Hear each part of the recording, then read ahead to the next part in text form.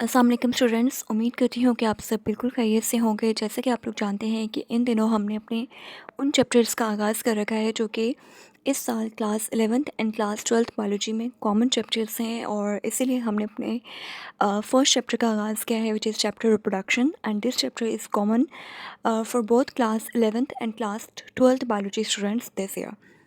So already हम लोग अपने प्रीवियस लेक्चर्स में डिस्कस कर चुके हैं about male reproductive system and female reproductive system. So आप लोग जानते हैं कि मेल रिप्रोडक्टिव सिस्टम का सबसे अहम फंक्शन क्या है, production of sperms, and female reproductive system का सबसे इम्पॉर्टेंट काम क्या है, production of eggs. So simple is that male produces sperms and female produces eggs. ठीक है, मेल्स क्या प्रोड्यूस करते हैं, मेल स्पर्म्स प्रोड्यूस करते हैं एंड फीमेल्स एग्स प्रोड्यूस करती हैं, and by the combination of an egg cell and a sperm cell it get converted into a zygote, and the zygote ultimately gets converted into a developing embryo or a fetus or a child or a baby. ठीक है, so in today's video we will discuss about it why some people cannot have children. So basically ये आप लोगों का class 11th और class 12th biology का chapter topic है, जिसमें ये डिस्कस किया जाएगा कि why some people can not have children because of the disorders of reproductive system. जब आपका रिप्रोडक्टिव सिस्टम उसमें कोई ख़राबी पैदा हो जाती है, किसी किस्म का कोई इशू पैदा हो जाता है, तो उसकी वजह से ह्यूमन बींग्स रिप्रोड्यूस नहीं कर पाते and they can not have children. So first of all, अगर आप लोगों ने चैनल को सब्सक्राइब नहीं किया सो काइंडली चैनल को सब्सक्राइब कर लीजिए। इसके अलावा आप लोग हमारी लाइव क्लासेस को अटेंड कर सकते हैं। हमारा लाइव सेशन स्टार्ट होने वाला है फ्रॉम 15 जुलाई, जिसमें बाकायदा हम लोग चैप्टर 1 से तमाम चैप्टर्स को डिटेल में टॉपिक्स में कवर करेंगे, और इसी तरह से स्लाइड्स फॉर्म में आपको डिफरेंट लेक्चर्स प्रोवाइड किए जाएंगे। सो अब इन स्लाइड्स का आप लोग देख सकते हैं कि इनका इम्पैक्ट क्या है। एक तो यहाँ पे आपके पास बहुत समराइज फॉर्म में चीज़ें अवेलेबल हैं। ठीक है, जो भी हमारी स्लाइड्स होती हैं उनमें बहुत टू द पॉइंट और इजी वे में चीज़ों को कन्वे किया जाता है।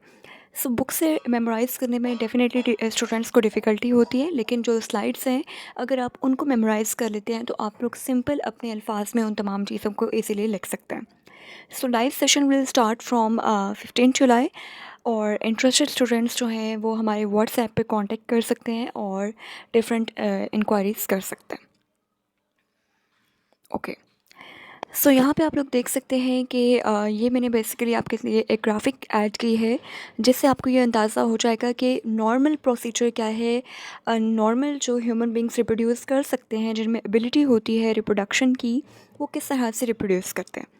सो यहाँ पे आप लोग देख रहे हैं आपके पास एक सर्कुलर फॉर्म में एक एग है, और ये एग किसने प्रोड्यूस किया है, ये फीमेल बॉडी ने प्रोड्यूस किया है, ये ओवरीज में से रिलीज़ हुआ है। एंड स्पर्म आपको ब्लूइश में नज़र आ रहा है। Sperms are produced by male body through a process known as spermatogenesis. So अब यहाँ पे क्या होगा, egg and sperm will get fertilized, and fertilization के बाद आपके पास क्या बन जाएगा, अल्टीमेटली जाइगोट बन जाएगा, और उस जाइगोट के अंदर फिर बहुत सारी माइटोटिक डिवीजन्स होंगी, और वो आपके पास अल्टीमेटली एक एम्ब्रियो में कन्वर्ट हो जाएगा। यहाँ पे आपको सेकंड स्टेज में सेकंड फिगर में एक एम्ब्रियो नज़र आ रहा है। ठीक है, एम्ब्रियो क्या है, एक दरमियानी सी स्टेज है। ठीक है, ना तो बिल्कुल स्टार्टिंग की स्टेज है, ना बिल्कुल एंडिंग की स्टेज है।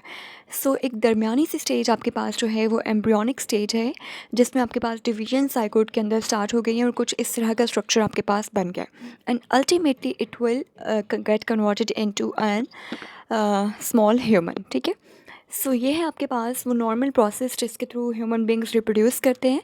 और आज हम लोग ये डिस्कस करेंगे कि बेसिकली कुछ लोग जो रिप्रोड्यूस नहीं कर पाते, उसके पीछे क्या रीजंस होते हैं। So first of all we will discuss about the causes of male infertility. अब यहाँ पे आपको सबसे पहले इनफर्टिलिटी की टर्म डिफाइन करना आना चाहिए। What is infertility? First of all you should know about fertility. Anyone who can reproduce is known as fertile. Anyone who can reproduce is known as fertile, and anyone who cannot reproduce is known as infertile.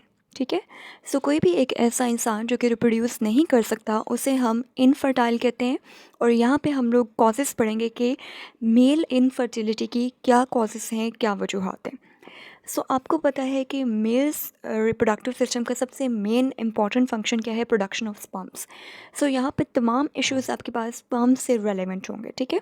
सबसे पहली condition कि आप देखें कितनी आसान बात है बच्चों, कि सबसे पहले जो बीमारी है, जो डिसीज़ है, उसको नाम दिया गया है azoospermia. Azoospermia is a condition in which mail can not produce a single sperm, ठीक है। अगर मेल बॉडी सिरे से बिल्कुल भी स्पर्म्स प्रोड्यूस नहीं कर पा रही, so this condition is known as azoospermia. Azoospermia is a state of having no sperms. और ये किस वजह से हो सकता है? ये आप स्पर्म डक्ट्स की ब्लॉकेज की वजह से हो सकता है, किसी भी किस्म की इंजरी, किसी भी किस्म के इन्फेक्शन की वजह से ये हो सकता है। Second is oligospermia. सो ओलिगोकलस आप लोगों ने फर्स्ट ईयर बायोलॉजी में अपने सेकेंड चैप्टर में ओलिगोसेक्राइड्स पढ़ रखे हैं। ओलिगोकलस हमेशा फ्यू के लिए इस्तेमाल किया जाता है।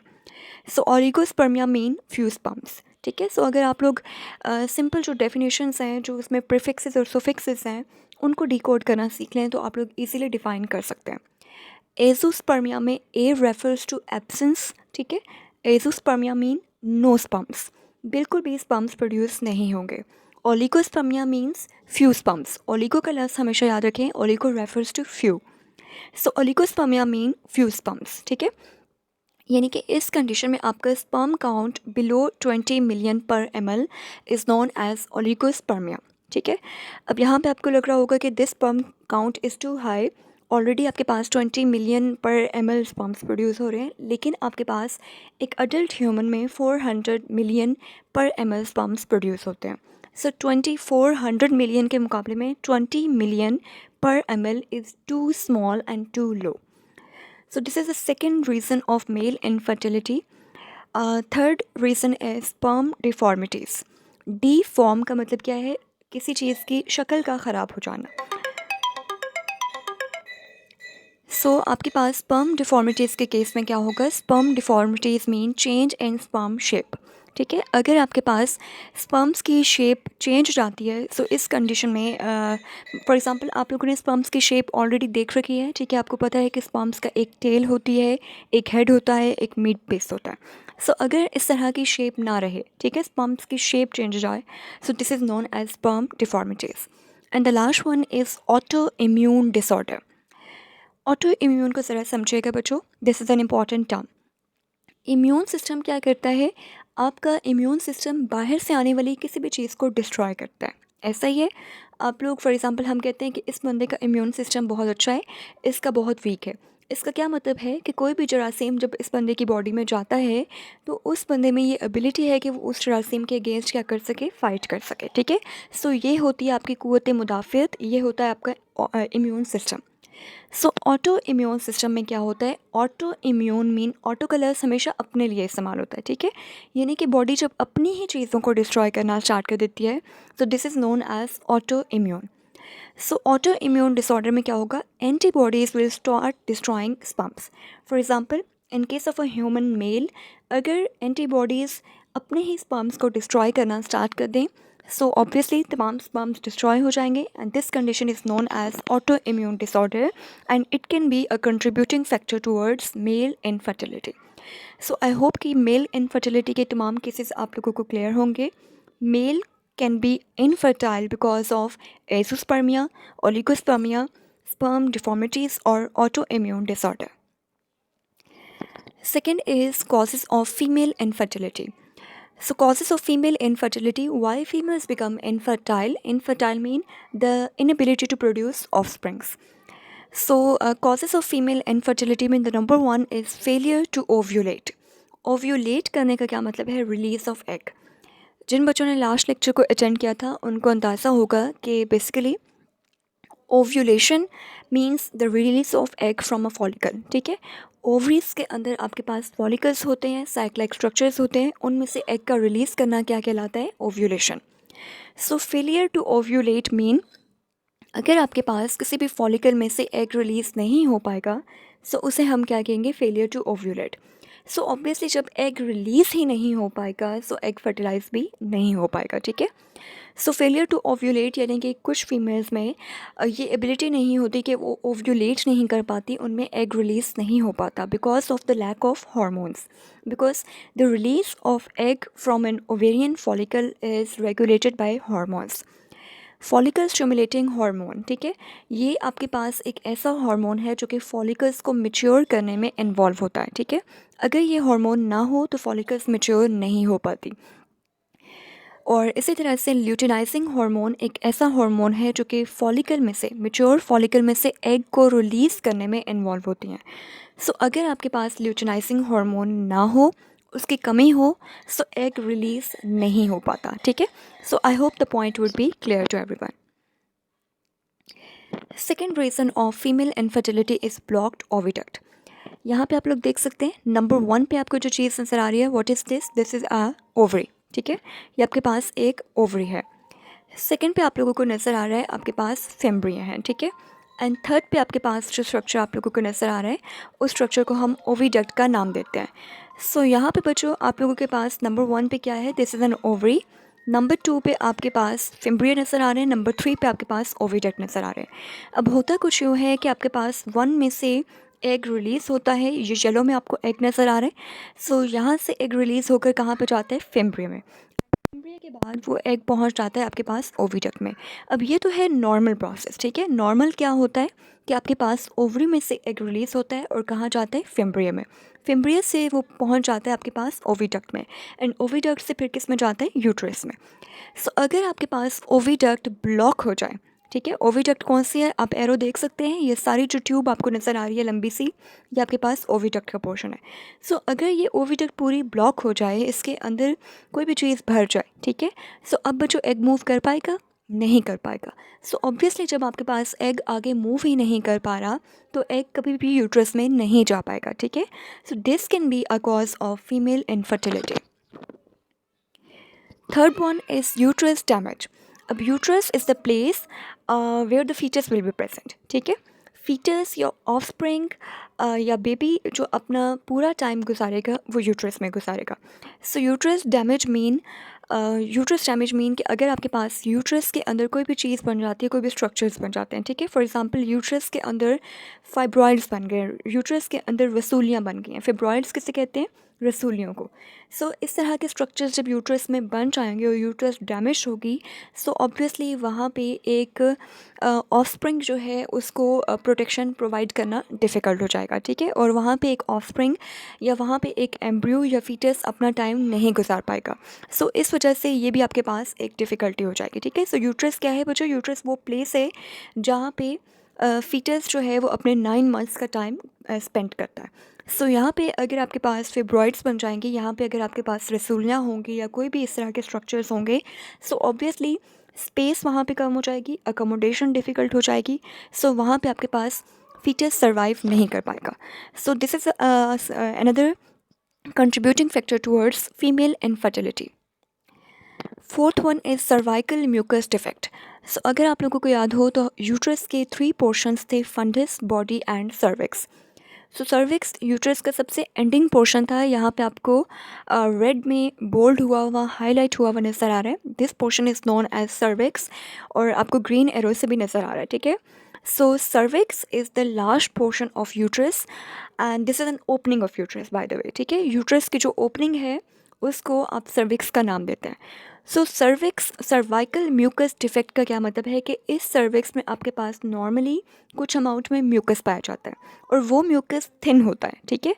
थिन म्यूकस में से इजीली स्पर्म सेल्स पास कर सकते हैं, लेकिन अगर आपके पास ये म्यूकस थिक ही रहे, ठीक है, थिन ना हो, ठीक है, यानी कि म्यूकस बहुत गाढ़ा हो, यहाँ पे थिक हो, सो उसकी वजह से sperms can not pass easily.